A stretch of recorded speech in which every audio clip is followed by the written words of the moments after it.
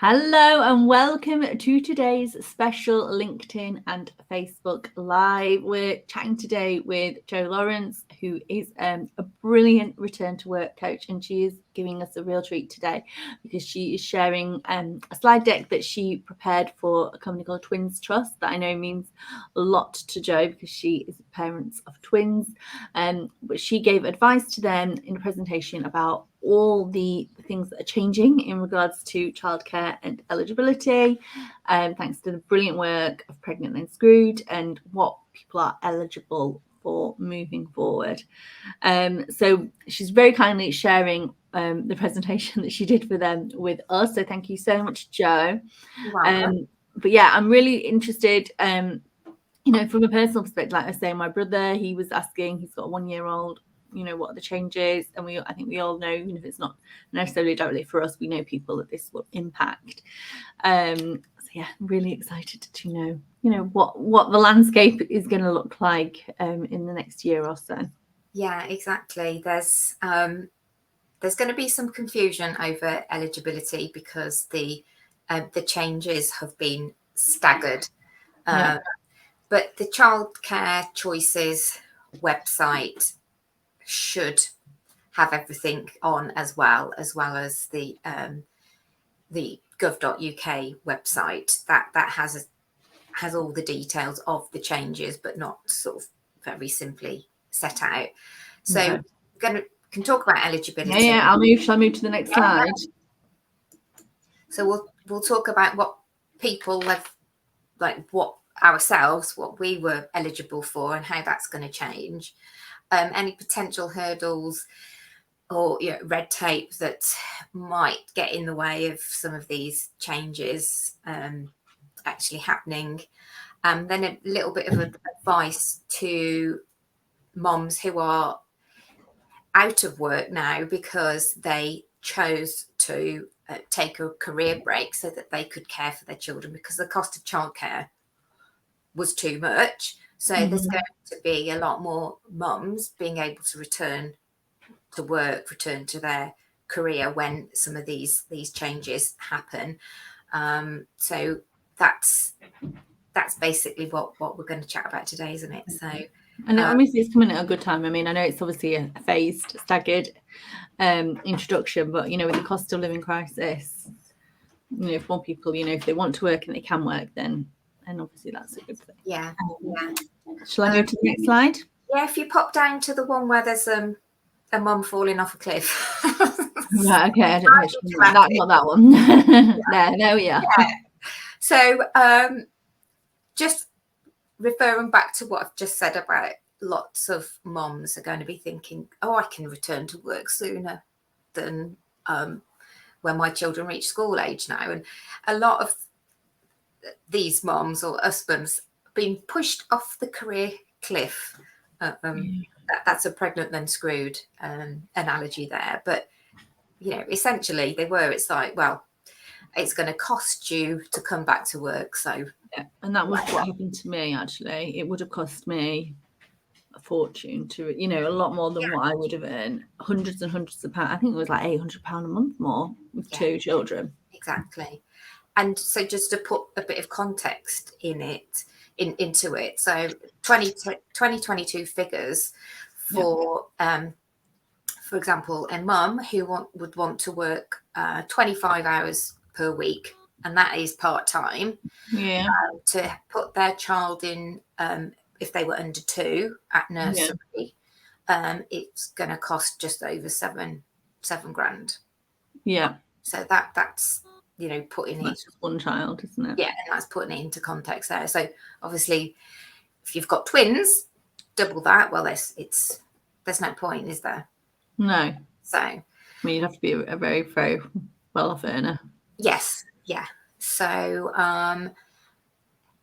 it's not going to be, the changes aren't going to make it completely free for everyone because there's different brackets, but the cost is going to enable people to return to work and contribute to economy and society and get their career back on track in some guys. So so shall we shall we have a look at the eligibility slide? Yeah. We can compare it to from what we've got now to what it's going to be like. So this is basically the nitty-gritty, the basic details.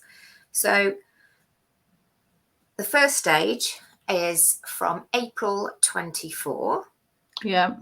2-year-olds, so you've got to wait till your child is 2, will be able to access 15 funded hours, government funded hours for 38 weeks of the year. So that's all year round. So term time only. So it might be that because some childcare providers will reduce those 15 hours per week, so it goes across, the 50 weeks of the year. So you're looking at maybe 10 hours a week. And currently, parents who don't earn up to the threshold, or parents who are claiming benefits or are not in work, their 2-year-olds currently can get 15 hours per week of funded childcare, so that the parent can go and look for some part-time work. Okay, so it's basically eligible to people that are working. Well, will be eligible. It's obviously next April. Yeah. So who's eligible? Sorry, for these 15 free hours. Is it anybody or anybody looking for work? Who's eligible? Yeah. What you mean from 2024? Yeah, from 2024. Yeah. Yeah. It's whether you meet the eligibility criteria, which is on the other slide. It's one on the other slide. It's basically. We'll come to that then. Okay. Yeah. It's basically if you're in a 2-parent household, each of you, over a 3-month period, each of you expect to earn at least £2,167. Okay. So that's actually that's for the 30. That's for the 30 hours. So the 15 hours is everyone gets it. Oh, okay. So a bit like now then, because everybody gets 15 free hours, don't they? If you're for 3. They do when your child reaches 3. Great, that's what I mean. Sorry. Yeah. Okay, so just bringing that forward by a year. Exactly. So the April 2024 is bringing working parents with non-working parents on an equal footing. Okay. And then the second phase, September 2024. Okay, so like 4 or 5 months after, yeah. It's still 15 hours, but the age eligibility comes down to when babies are 9 months, which does sort of fit in with an average maternity leave. So this is where we're going to see, I think, demand and people are going to take these benefits up, because especially like if you're having your second child and you want to return to work, even if it's over 15 hours a week, that is still going to help with the childcare costs. Yeah, but it will reduce it, won't it? Yeah, it will reduce it. So it's not going to completely negate it. But I mean, this is, I just want to use the word groundbreaking, but the government have been asked, and Pregnant and Screwed and other campaigners have been asking for childcare from that young age for years, and other countries have already had that in place for years. So I think this is where we're going to see the biggest change and impact there. Mm-hmm. And then the last phase, which could happen after the next general election. Yeah. So these first 2 phases are likely definitely to be pushed through before the next general election, so that the current government doesn't lose face. But the September 2025 one could be around the general election. Yeah. And that is it's going up to the full 30 hours government funded childcare hours from age 9 months to 3 years. And then that's where the eligibility criteria comes in for If you want to claim the 30 hours from 9 months, then that's when, if you're in a two-parent household, that's when you've got to expect to earn £2,167 over a 3-month period. Okay. And Someone else has asked, Gemma's asked if it's means tested. I don't know. Have you got a slide on the eligibility? Do you want me to move? Yeah, if we go over to it's the next part, it's income. So Okay. yeah, I suppose it is sort of, it's means tested in a way, because so the top left box sort of reiterates what I've just said.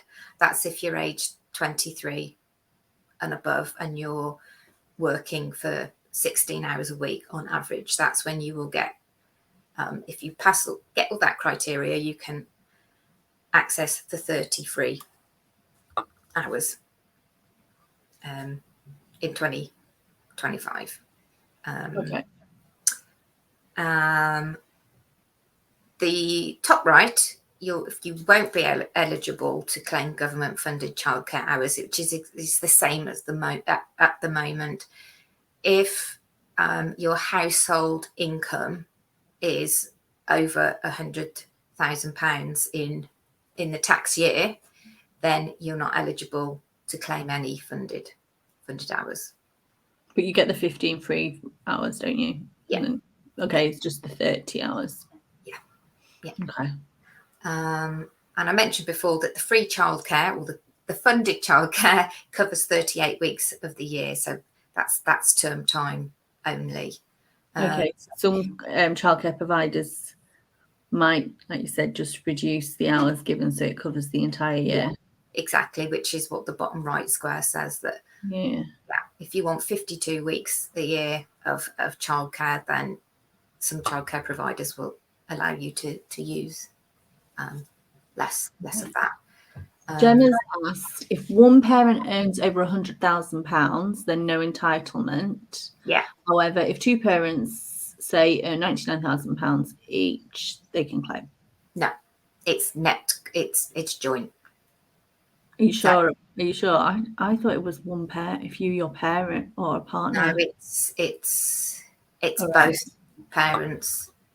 Okay, so they base it on a household income then. Yeah. Okay. Yeah. So if jointly you're earning over, if it's a single parent household, then yeah. Okay. Yeah. But no, because I've recently, because my twins are 3.5, so I've recently been through that. Yeah, the funding, the film. The funding, and having to reconfirm your eligibility every 3 months. Yeah. As well with HMRC. So Okay. Brilliant. There's a few hoops to jump through there. Yeah, absolutely. So Pregnant and Screwed are still working on trying to amend the eligibility criteria to include those who are studying and training. Okay. Because currently it isn't, and that they want the the maximum income to be based on household rather than individual income. So for example, the part where you have to each expect to earn 2,167 per month if you're in a two-parent household. So 4,300 or whatever it is. Yeah. They just, Pregnant and Screwed, are trying to make it that it's the household, it's 2,167. So there's still campaigning going on for that. Okay. That makes sense. Yeah. And what about people looking for work? So if you don't have a job at the moment, but you're looking for work? At the moment, it's still, if you're out of work, your child, when they reach 2 years old, then you can claim 15 hours. Okay. At the moment. That's it. If and you are uncertain, job, then you could if you are uncertain, that's if you're on certain benefits and your household income is low. But if you're in a two-parent household and your partner is earning over so much and you're not claiming like tax credits or employment benefits, you won't get those 15 hours if your child is 2 now. Okay. If that makes sense. Yeah. Okay. It's complicated. It's No, complicated. yeah. I mean, everything is, isn't it? Okay. So you've maybe you think you're eligible for your hours, 3 hours or funded Yeah. hours. Then what would be the next steps then? How are all childcare providers going to offer this? I think that's one of the unanswered questions, because if you pop onto the next slide, Yeah. and if you look to like the staffing and funding boxes, Yeah. There's currently a shortfall in the funding that the government is putting into the childcare pot. So if they want to deliver the 30 hours free scheme for 3 to 4 year olds, there's currently a 1 million, estimated over 1 billion shortfall. So, and then staffing. So, we have a low number of childcare professionals because of the nature of the job and the current climate. So, in answer to your question, I'm not sure if all childcare providers are going to be able to offer this unless the funding, and there's a staffing issue as well. So those are some of the hurdles you might face. But technically, yes, they can offer this. Okay. So you would, I guess, ring up local childcare providers in your area, and is it just nurseries or childminder? No, it's childminders. It's nannies. It's everyone. It's everyone. Okay. Yeah.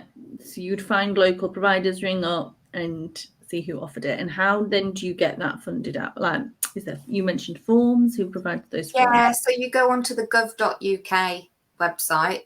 Yeah. /childcare, I think it is. And then you fill in the form online. You have to create a tax account that you might already have if you if you've claimed tax credits, or if you're self-employed, or so you'll create an online account, gov.uk, and then you go. It's not really person to person, it's all online, and then you get emails in your inbox within your online portal. And there is paperwork to do with the childcare providers as well. So so you can, I mean, I would just get your name down anyway, regardless of waiting for this is definite, it is going to happen. I mean, I guess September 2025 for 9-month-old, but those children haven't been born yet anyway, so.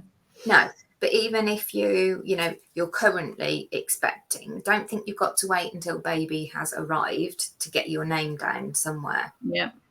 I mean, I did that with my first, and she's 5, and when there wasn't as much as an issue with childcare availability. So any nurseries, any childminders that you like the look of that are in the local area, you may have to pay a registration deposit, a 50 quid deposit to put your name down. But at least if you then, when baby arrives and you see how the land lies, yes, it's 50 quid. You've lost 50 quid, but you've got choice. And that's the thing, where some parents are sort of railroaded into, the only option is that nursery 10 miles away and works that way. And that's a good point. How, I mean, I know we're talking more about the funding, but what advice would you give to people that are choosing childcare for the first time, maybe for their first child, and navigating that? Yeah, it's research and going to visit. So going to visit the childcare setting whilst you are, expecting, and get a feel for the place. So nurseries tend to let you in to go and have a look. But I think childminder settings, I think they're a bit more conscious of like the safeguarding. But you've got to visit, you've got to go and have a look, and then put your name down at all of them. So you've got the choice. Okay. Yeah. Yeah. I mean, currently, the ratios of like a childcare practitioner to children is less than it's going to be when this first wave is carried out in April 24, because what the government pushed through, which no one really wanted, they wanted the childcare reforms, but they didn't want the ratios to increase, which they have. So for one childcare practitioner, they can have up to 5 2-year-olds in their care rather than 4 2-year-olds, which is what it is now. And that's not that part's not mandatory. So if a childcare practitioner doesn't want to do 1 person to 5 kids, they don't have to, but the option is there. Yeah, it's difficult though, isn't it? If they're trying to turn a profit. Because if they're running a business, they've got to cover their costs. Yeah, and you know that the government, I know we won't get into it, but you know the government won't give, because that's obviously been the problem, hasn't it, with the funding for 3-year-olds. It wasn't covering costs. No. And I mean, as an aside there, I take my hat off, because twins, I got 2 when they were 2-year-olds and 1 4-year-old. Having 5 2-year-olds under your watch and in your care, I mean, there's got to be some there's got to be more childcare staff recruited, trained and retained, and I don't think that's not part of the government's workforce strategy. It hasn't been seen. So Gemma's asked, what amount is the government planning to pay childcare settings? You might find a childcare provider will prefer a non-funded payments over the funded, a little like what we are seeing with dental practices. That is a really good point, Gemma, because it's very hard to get like an NHS dentist. Yeah, I don't know the figures. I don't know how much funding they are given, because they don't see the money straight away. They then have to apply for it. Okay, so they like basically so it's like backdated to them. They can't claim that money until they've proved that they've done, I believe. So it could possibly go that way. But yeah, it might be that there's more nurseries just go completely private and can bump the prices up. I don't know. That's a good question, Gemma. I'm sorry, I can't give you an answer there. If we've got any childcare providers or childcare business owners listening in, I think it is quite low. I want to say it's £3 something an hour, but right, okay, it is low. Should we find that out, find the information out, and we can put it in the show notes. Yeah. Should we do slide 9? Yeah. So for those mums who might have been out of work, or out of the world of work to raise kids, 2 years, they've been out of the world of work 2, 3, 4, 5 years. My top piece of advice is, return to work is a process. It's not a one-time event. It's not like, okay, right, I've decided to return to work. I'm going to get on the jobs board tomorrow and find a job that looks ticks all our boxes. It's, and even employers as well. This is really important for employers to recognise that return to work isn't just a one-time event as well. So there's a bit of a process, and the next slide, is if there's any moms out there watching and you're thinking, okay, I'm going to be able to think about returning to work, or reigniting my career earlier than I thought with some of these childcare reforms, then the top 3 tips that I'd give you for now, because obviously the first wave isn't going to come in until April 24. But what me and Liz have just been talking about, childcare, get your name down now. Yeah. Because there's at least a year's waiting list. Some places it's longer. So get your name down at any childcare provider you like. And then the second thing I would do in the next sort of couple of months is start networking again. Put the feelers out, get in touch with people you used to work with and say, you know, this is the situation. I'm going to be able to claim some childcare funding. So I'm thinking about returning to work, you know, what's happening in our industry, and you know, just start talking about it and verbalizing it and making it real. And then you'll get a feel for what you think you might, if you want to go back into your former industry or try something new. And great place for networking is LinkedIn, isn't it? That's where you're going to find people you've worked with before. And if you aren't very active on LinkedIn, or you don't have an account yet, make an account and start checking it out. Just, I'm not saying get on there and look for jobs and tell people, you know, you're going to be returning to work, but it's just create a profile and connect with your old colleagues and just and see what's what. See how it goes. Yeah.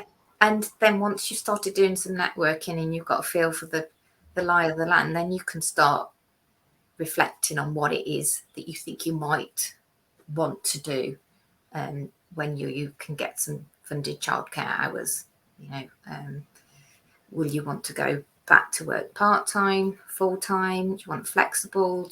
Do you want to, you know, go back to your previous sector, new sector? Do you want hybrid working? Do you know, there's so many things to think about. But don't try and make any decisions until you've done, you know, your network and your research. So absolutely. Yeah, and stop the overwhelm. So yeah. Go to the next slide. Things that I would say to mums who are currently on a career break, because they have come out of the world of work to raise their kids. Don't just get your CV out and go, okay, right, I'm gonna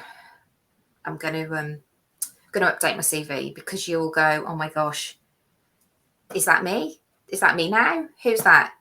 What did you know? It's probably going to make you feel stressed, because it might feel so far removed from who you are now. So don't think the first thing you need to do is get your CV out and rewrite it. And I would advise you not to start looking at job adverts either until you've sorted out some childcare and you've done some networking, because I don't know, I mean, Liz, on your jobs board, the job adverts are quite easy to decipher. But again, you might think, oh my gosh, I can't do that. I haven't done that for years. I don't even know what that means. What's this job asking me to do? And then you're going to just start getting, I can't do it. There's no point. All right. So those are, your CV and job searching is later on in your return to work journey. What do you think about that, Liz? Because it's interesting, isn't it? I think you're right about getting the childcare sorted.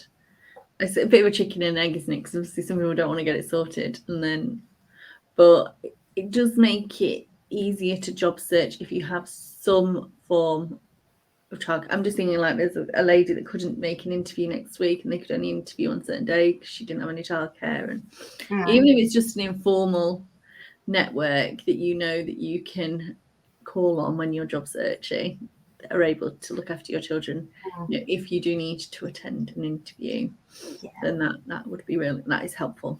Yeah. Okay.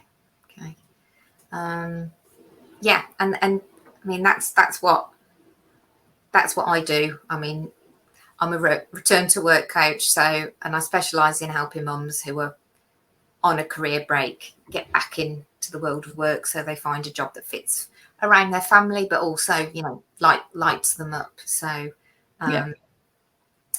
this is, you know, an issue that's close to my heart as well, because it's going to enable lots of women to get back to work, which is good for the economy, gender equity, you know, women's rights, being a role model for your children, etc., etc. So, you know, I'm excited about the changes. Yeah. Childcare. Do you want me to go to the next slide? Yeah, this is just about my my current offer. Yeah, go on then. Yeah, brilliant. So I offer a one-to-one career comeback coaching program to help career returners back to work, but I'm currently putting that into an online course. That's exciting. It's self-paced and self-study, and I'm actually looking for some beta testers to go through the online course content in exchange for some feedback. I'm offering that at a lower price. Oh, so hopefully I'm planning to do this over the summer months. So if there is anyone out there watching or listening and you think, okay, yeah, I'm on a career break, I'm thinking about possibly April 24 might be a good time. If that's you, reach out. If you pop onto the next slide, Liz, there's I guess it's a good opportunity as well to help other mums if they're giving you your feedback. Yeah, you can book a free call with me. I call it a roadmap to return call, but it's if you go on my website, or I'm not sure if this link works, but themummentor.com, and you can find the roadmap to return call diary there online, and we can just have a chat about your situation and see whether doing the online course would be of benefit to you, and you know, helping me out with product development. So yeah, well, that sounds fab. Thank you, Jo. And you should put that in the Facebook group as well, because I think that's really good, because it helps, you know, as well, you know, if you participate, you are helping other mums as well, aren't you? On their return. Brilliant. Well, thank you so much, Jo. You can connect with Jo as well on LinkedIn, and you're obviously in our Facebook group as well. It's been so helpful. Thank you so much for your time. I'm going to share this with my brother because he was asking about it as well. So I didn't know. So it's been really, really helpful. So thank you ever so much for today. I hope I've got everything right, because there's a lot, isn't it? There's a lot. That's a lot. And we'll obviously see what happens over the next couple of years. It's all implemented. But yeah. Brilliant. Well, thank you so much. Thank you so much for everyone that's watched. You're welcome. Thanks for having me. That's all right. See you later. Have a great weekend, everybody. Bye. Bye.